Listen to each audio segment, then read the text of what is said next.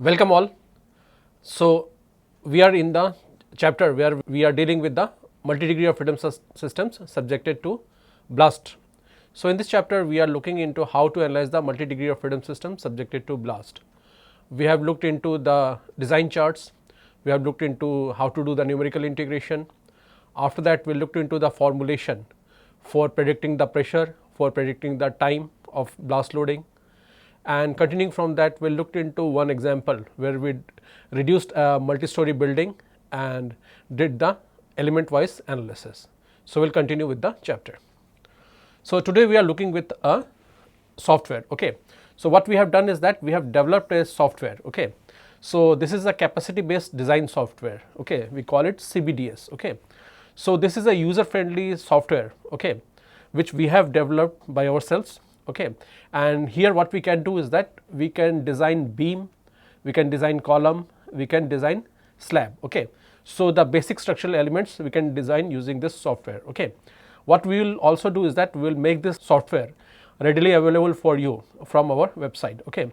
So, you can go into my website at IIT Guwahati and you can freely download this software. Okay. So, in a day or two we will make this software available, okay, so that you can download and use this software. Okay. So, this is a very easy software that we have developed. Okay. So, it is an internally developed program designed to calculate the capacity of critical structural components exposed to blast loading. Okay. So, what we have done is that I am trying to give you an overview. Okay. So, what we have done is that we have quantified the blast, okay, in terms of the charge Q and in terms of the standoff distance R. Okay. Basically, what we are trying to do is that we are trying to calculate the proximity factor. Okay. So, depending upon the amount of charge. Okay. So, this is the amount of charge in kg TNT. Okay. As you already know, kg TNT is the base unit for the quantifying any charge. Okay. So, we have different ranges. Okay. So, we have divided into 3 ranges. Okay. Less than 1000, 1000 to 10,000 and above 1000. Okay. Similarly, we have quantified the standoff distance also, less than 500 meters, 500 to 2500 meters and more than 500 meters. Okay. So, depending upon them we have quantified the severity of the blast. Okay. So, the severity of the blast is relating back to our proximity value. Okay. So, here, okay, what we need to do is that we need to quantify what type of scenario we are trying to design. Okay. And to give an overview, okay, this is how the threat interface is described. Okay.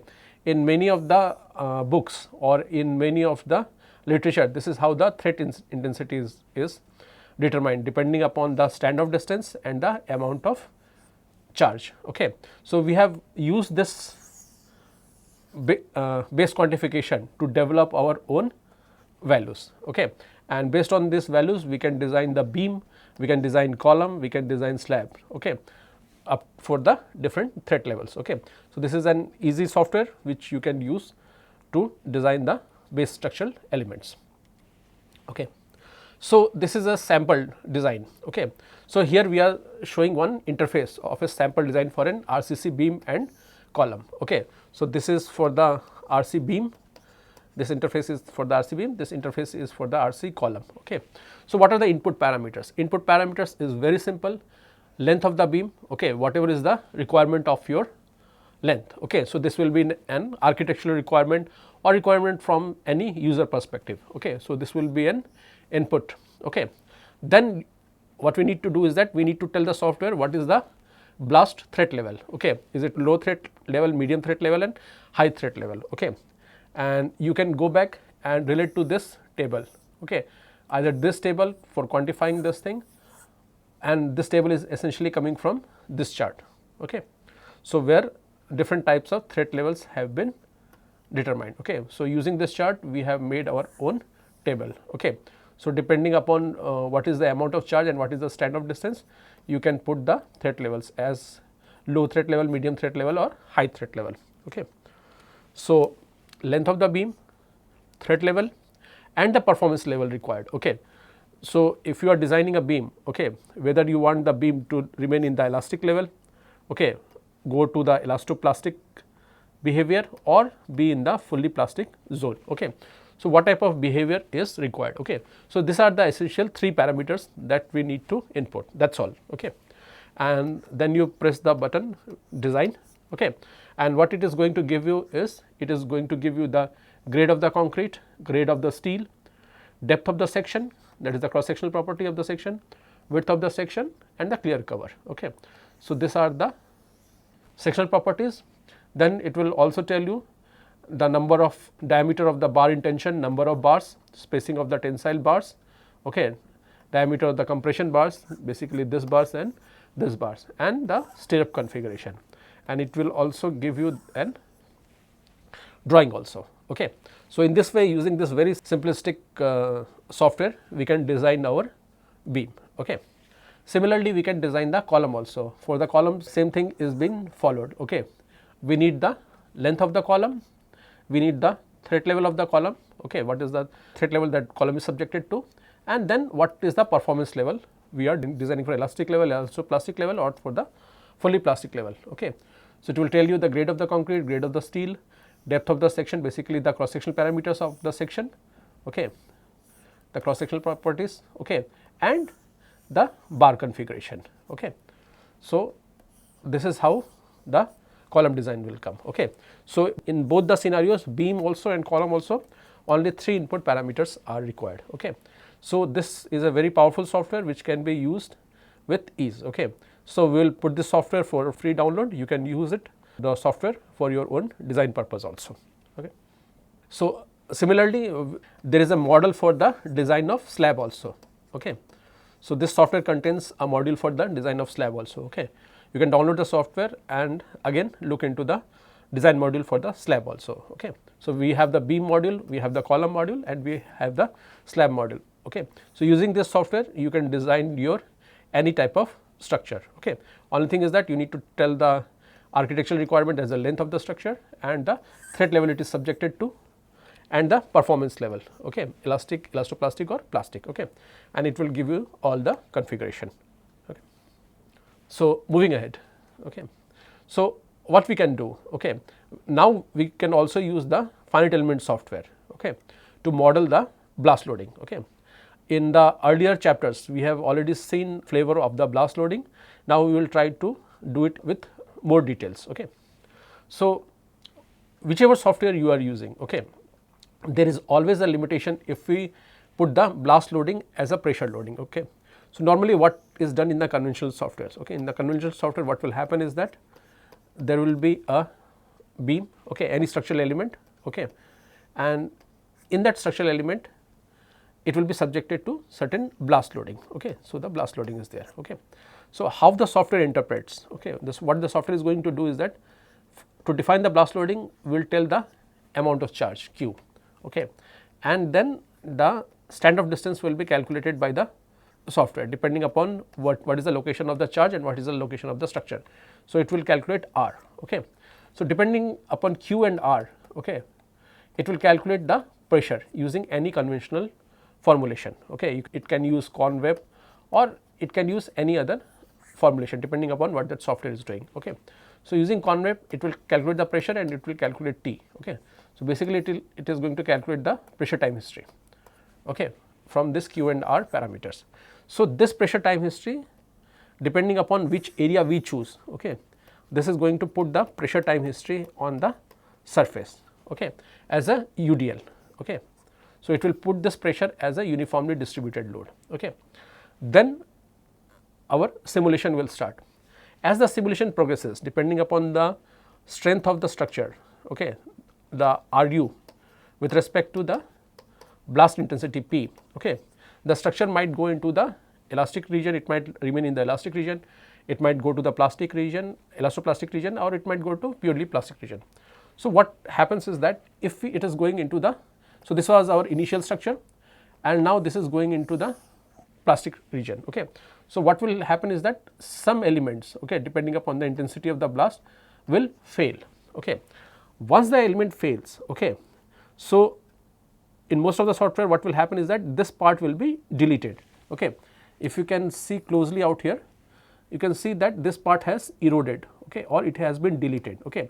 Once this is deleted, the amount of pressure, okay, that is still continuing.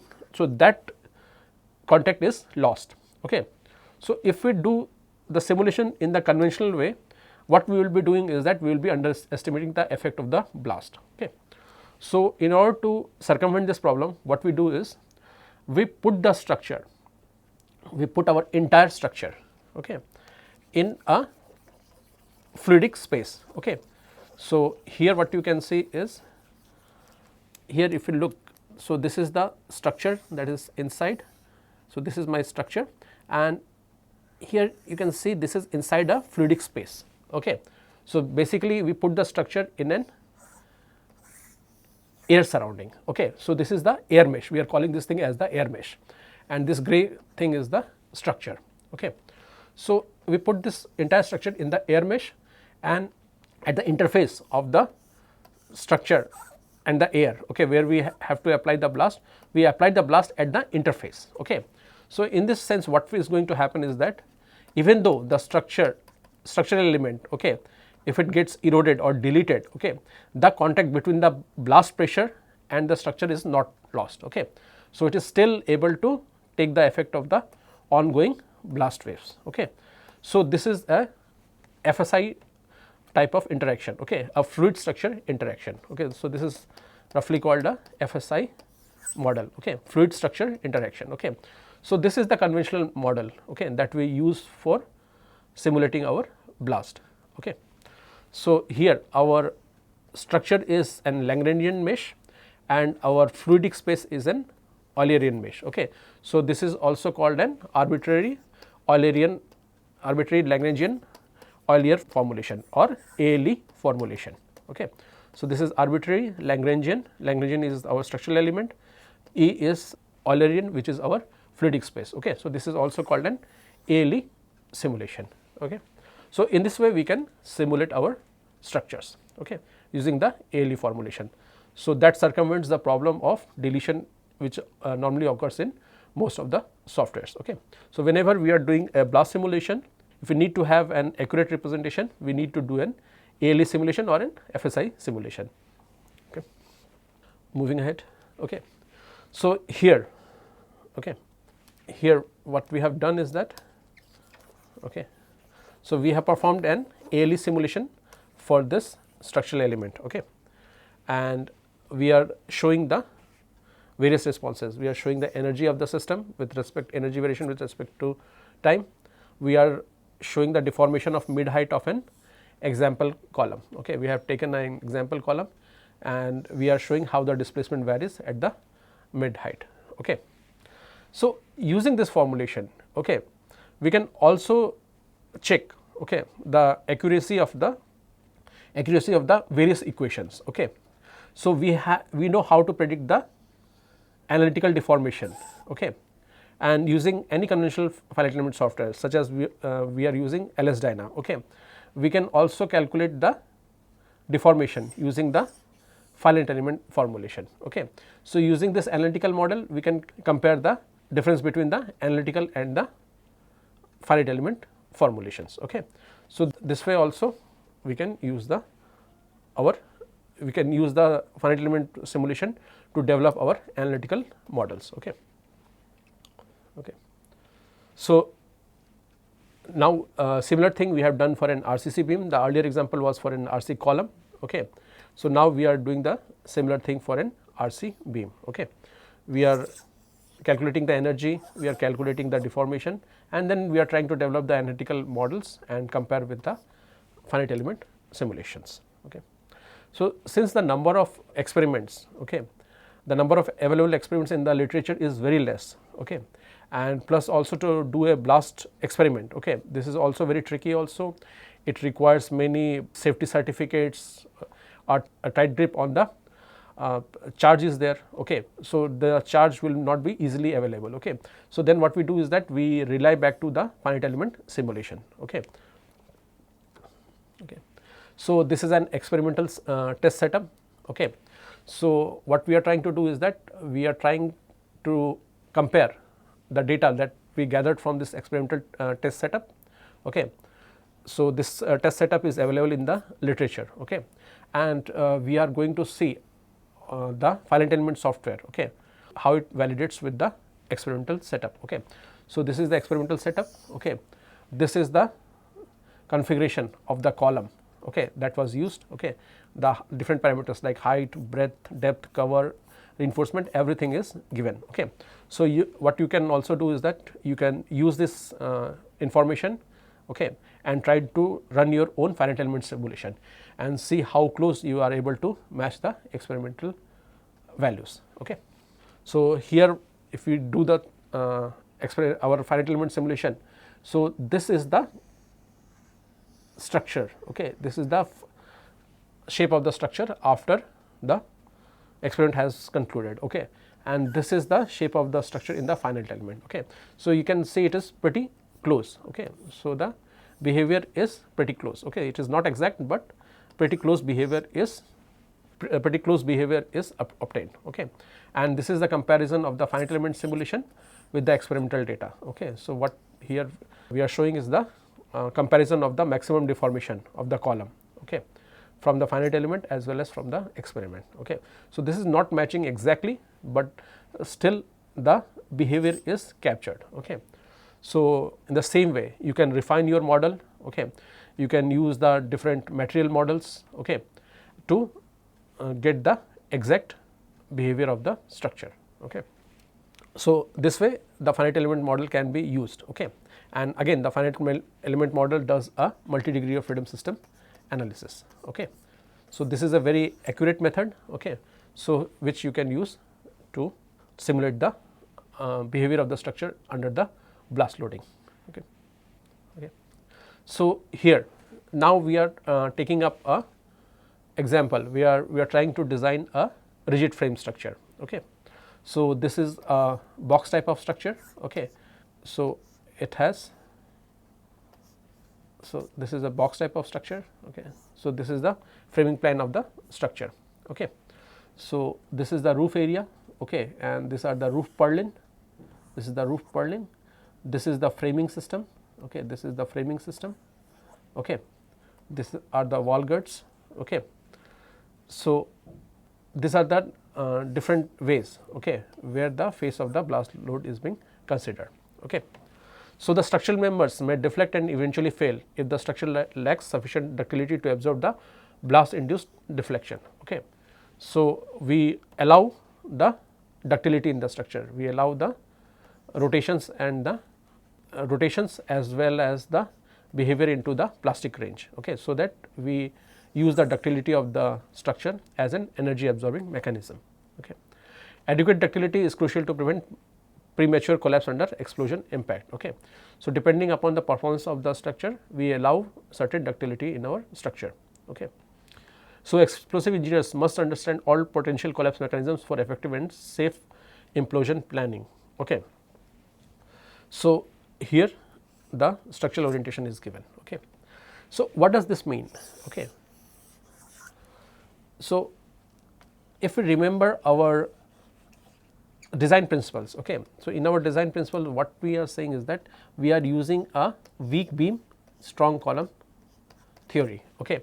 It means that we want, okay, in an event that our beam should collapse instead of the column, okay. So, it is a weak beam strong column design, okay. So, we do not want our column to collapse first before the beam collapses, because if the beam collapses then the structure becomes unstable, okay. So, we always design for an weak beam strong column theory, okay. So, similarly there are different collapse mechanism, okay, that come when we design for the frames, okay. So, we should know all the potential collapse mechanisms and we should design for the collapse mechanism which will ensure the most safety, okay, and normally the weak beam strong column collapse mechanism is preferred in the design, okay. Okay. So, how to design for this, okay. So, what we take is that we take a ratio of the horizontal to the vertical peak loading ratio. We assume a peak load on the rigid frame, okay. We take the pressure on the vertical face, we take the pressure on the horizontal face. Okay. QH and QV, peak vertical load on the rigid frame, peak horizontal load on the rigid frame. Okay. PV is the blast overpressure on the roof, okay, and PH is the blast pressure on the front wall. Okay. So, we take a ratio of this two loads, okay, and BV and BH are the tributary widths for the vertical loading and BH is the tributary width for the horizontal loading. Okay. So, BH is the tributary width for the horizontal loading and BV will be the tributary width for the vertical loading. Okay. So, in this way we calculate the ratio of the two loads, okay, horizontal to vertical. Okay. So, when the blast load is perpendicular to the roof purlin, okay, the alpha value, the ratio of the load horizontal to vertical is typically between 1.8 to 2.5. Okay. The frame supports the purlin, okay, this frame. Okay. So, the purlin is supported by the frame. Okay. So, this is the frame of the structure and the purlins are supported by this framing system. Okay. Tributary widths for the horizontal and vertical loads are equal. Okay. BV equals to BH. Okay. BV equals to BH. Okay. When the blast load is parallel to the roof purlin. Okay. So, this is the case when the blast load is perpendicular to the roof purlin. Okay. When the blast load is parallel to the roof purlin, the alpha value is significantly higher. Okay. So, this ratio is significantly higher. The frame's girder does not support the purlin, okay, and the vertical load tributary width is much smaller than that for the horizontal loading. Okay. So, these are the two cases, okay, when the blast load is perpendicular to the roof purlin and when the blast load is parallel to the roof purlin. Okay. So, we have to design for all the scenarios. Okay.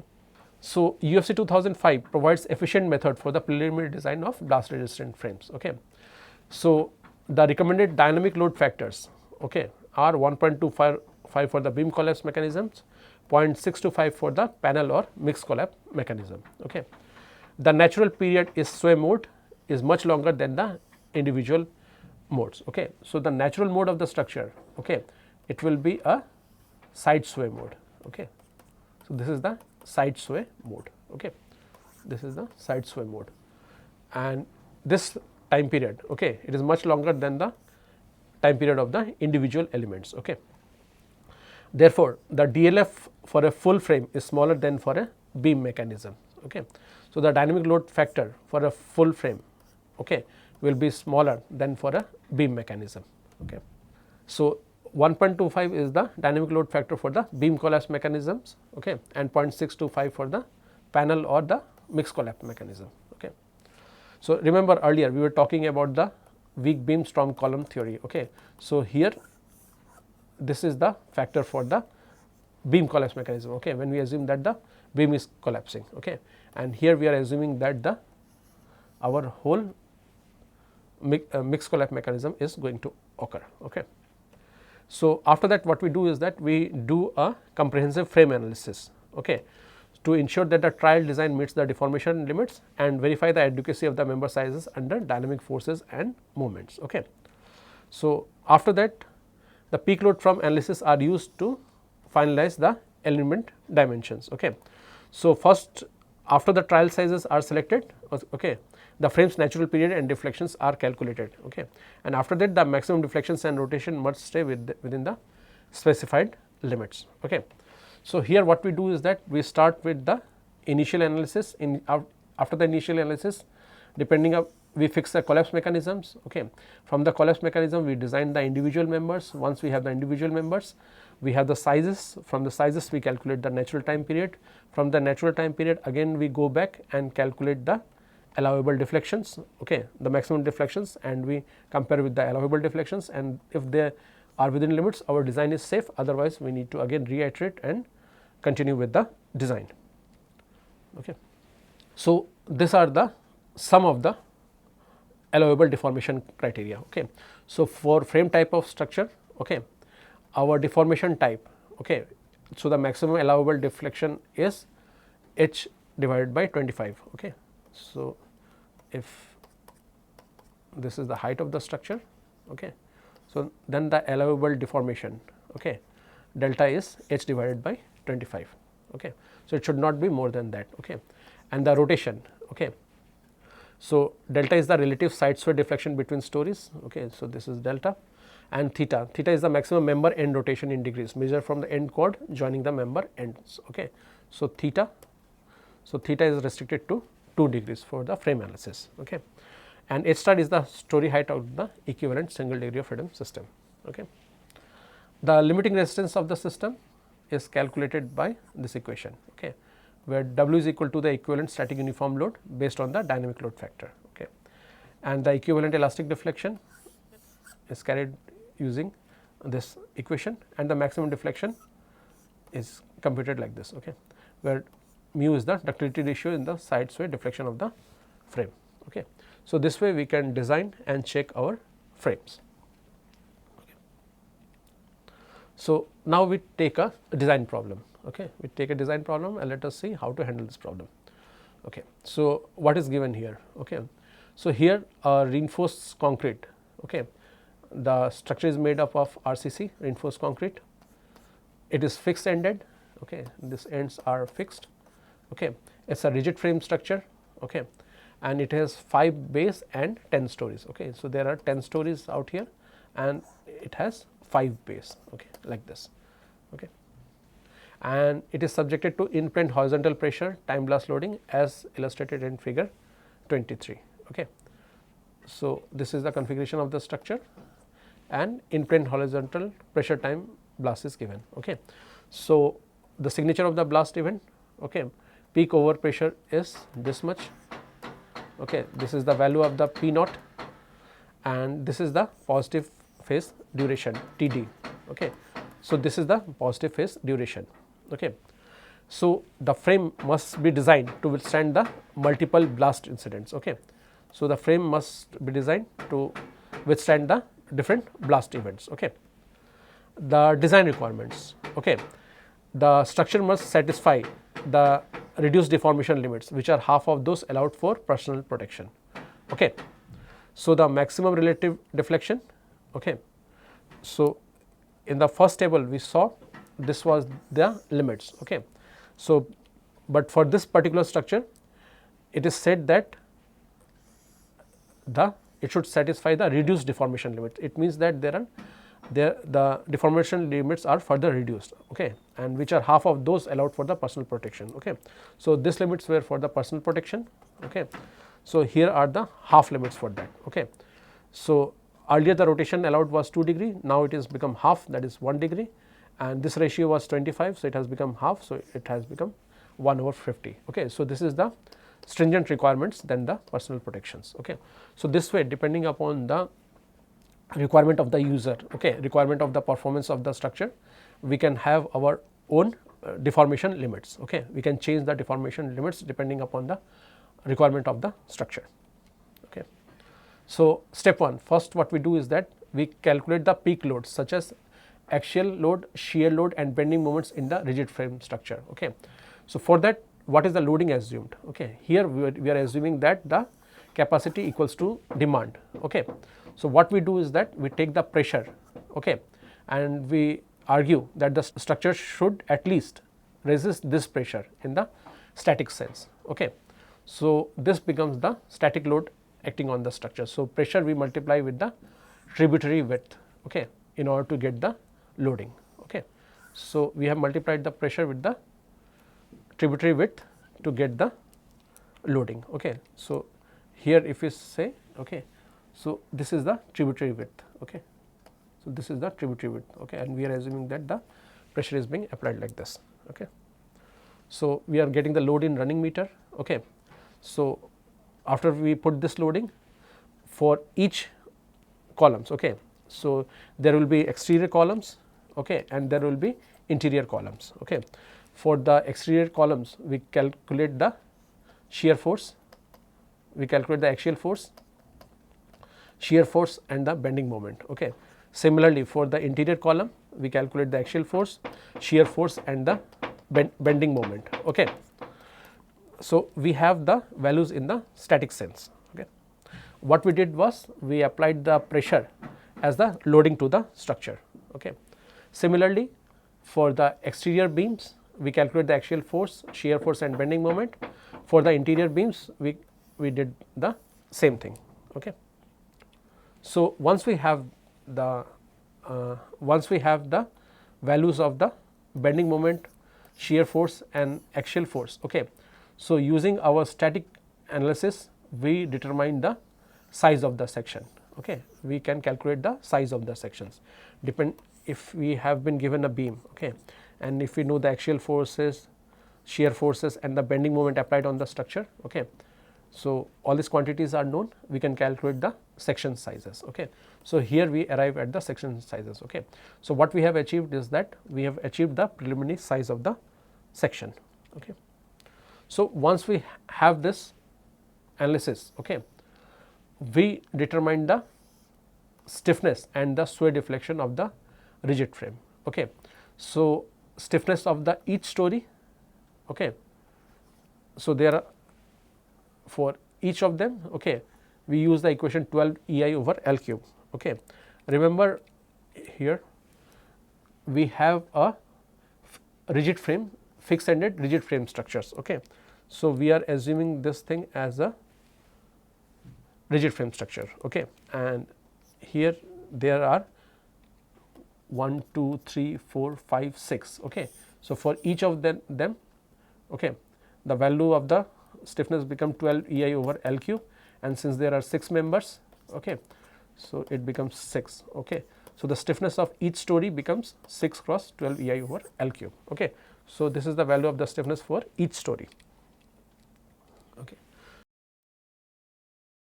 Now what we need to do is that, since we have the initial sections, so from the initial sections we can now calculate the stiffness of the system and the mass of the system. Okay. So as we have seen earlier, okay, okay, so this is a 10-story building. Okay. So what we can do is that we can model this system as a lumped mass system. Okay. And it's a rigid frame structure, so we can assume that the masses are concentrated at all these story levels. Okay. Okay. Okay. So this is our model of the system. Okay. So the mass will be given by the mass of the beams, contribution from the columns and the mass of the roof. Okay. Stiffness will be given by the columns. Okay. Beams and roofs we are assuming as rigid. Okay. So the stiffness will be given by the, there are 6 columns, 1, 2, 3, 4, 5, 6 columns times the stiffness of the column, which is given by 12 EI over L cube. So this becomes the stiffness of the each story. So this becomes the value of the K. The mass will be given by the entire mass of the beam, okay, mass of the roof and the contribution from the columns. Okay. So this way we can calculate the mass matrix and the stiffness matrix of the system. Okay. So this thing is shown out here. So stiffness of the each story, as we have seen earlier. So there are 10 stories. Okay. So there are 10 stories and there were 6 columns in each story. So 6 times 12 EI over L cube. So this becomes my stiffness of the system. Okay. The mass of the mass at each level will comprise of mass of the beam, okay, contribution from the columns, okay, contribution from the columns and the mass of the roof. Okay. So this way we can arrange the mass and the stiffness matrix of the system. Okay. So now we got the mass and stiffness matrix of the system. Okay. So for each story we have the stiffness of the system, we have mass of the system, and similarly we can calculate the mode shapes, okay, mode shapes and other factor of the system. Mode shapes, we can calculate the mode shapes, we can calculate the frequency of the entire system, okay, by arranging the mass matrix and by arranging the stiffness matrix. Okay. So using this formulation we also calculated we distributed the pressure. Okay. Remember P times phi dx gives us the P star. Okay. So we use the same formulation to calculate our equivalent load, equivalent mass and equivalent stiffness to the system. Okay. Then we calculated the time period. Okay. So we calculated the time period of the system, and using this time period, we calculate the maximum response of the RC shear type multi-story building for the first mode shape. Okay. So, for the first mode, the equivalent static deformation is P star divided by K star. Okay. So, the static deformation is 26.7 millimeters. Okay. So, from there we use our design charts. Okay. So, from the design charts, okay, using TD over TN, okay, and we calculate our XM over XE value, okay, and we calculate our XM value, okay, the maximum response of the system, and then we compare the maximum response with the allowable deflection. So, since this is maximum response is less than the allowable deflection, so then our preliminary design is okay. Okay. So, in this way we have shown how to analyze a multi-degree of freedom system using the lump mass approach. We can calculate the mass of the system, we can calculate the stiffness of the system, we can calculate the shape function and frequency of the system, and using this approach we can calculate the maximum response of the system and compare it with the allowable deformations. So, I ask you to practice this problems. We will stop here. Thank you.